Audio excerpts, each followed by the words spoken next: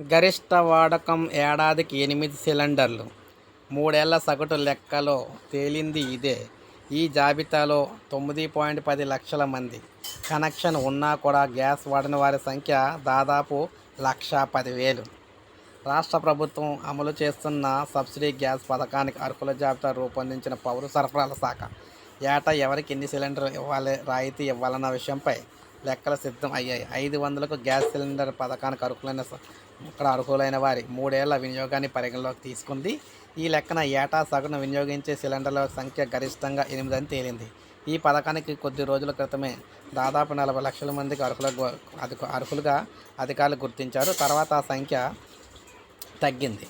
ఇది కొంతమంది తగ్గే అవకాశం కూడా ఉన్నట్లయితే తెలుస్తుంది. మొత్తం మీద చూసుకున్నట్లయితే ఈ గ్యాస్ 500కి గ్యాస్ సిలిండర్కి సంబంధించి ఇక్కడ ఏడాది 3 సంవత్సరాలకు సంబంధించిన సగటును అయితే తీసుకున్నారన్నమాట.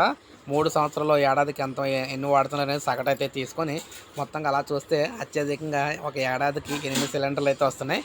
సో ఈ విధంగా అత్యధికంగా ఒక ఏడాదికి 8 సిలిండర్లు అయితే 500 చొప్పున అయితే ఇస్తారన్నమాట.